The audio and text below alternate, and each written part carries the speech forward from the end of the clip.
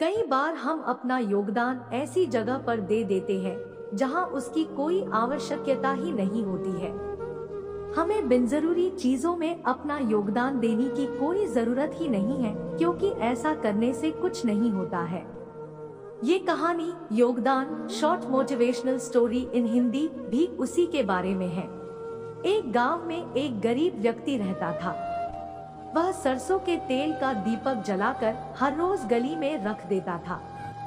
गली अंधेरी थी और इसी के कारण वहां से गुजरने वाले राहगीरों को इस सरसों के तेल के दीपक के प्रकाश से बहुत लाभ मिलता था। उसी गांव में रहने वाला एक धनवान व्यक्ति प्रतिदिन भगवान के मंदिर में एक घी का दीपक जलाया करता था। मृत्यु होने के बाद जब दोनों यमलोक पहुँचे तो धनवान को नीची श्रेणी और गरीब को ऊंची श्रेणी की सुविधा दी गई। धनवान व्यक्ति को यमराज का यह न्याय ठीक नहीं लगा और उन्होंने तुरंत यमराज को इसके बारे में पूछा। धनवान ने यमराज से कहा कि मैंने पूरी जिंदगी मंदिर में घी का दीपक जलाया और इसने सरसों के तेल का दीपक जलाया, तो फिर मुझे आपने इसके बदले में नीची श्रेणी क्यों दी? मुझे आपने मेरे कर्मों के हिसाब से फल क्यों नहीं दिया? आपने मेरे साथ ये अन्याय क्यों किया? यमराज बोले कि पुण्य का मोल भाव धन से नहीं होता है।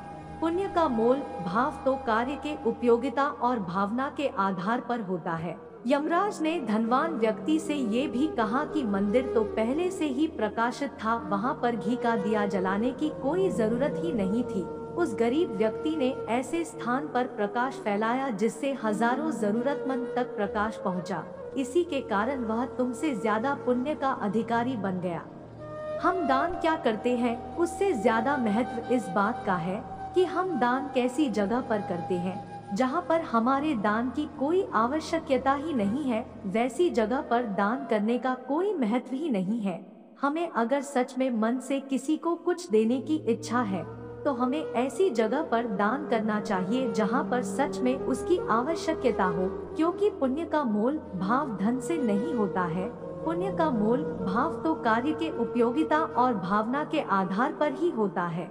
मोरल: अपना योगदान वही दे जहां उसकी सबसे ज्यादा जरूरत हो, अन्यथा ऐसे दान का कोई महत्व ही नहीं है। अगर आपको हमारी स्टोरी योगदान short motivational story in Hindi अच्छी लगी हो तो अपने दोस्तों के साथ भी शेयर कीजिए और कमेंट में जरूर बताइए कि कैसी लगी हमारी स्टोरी।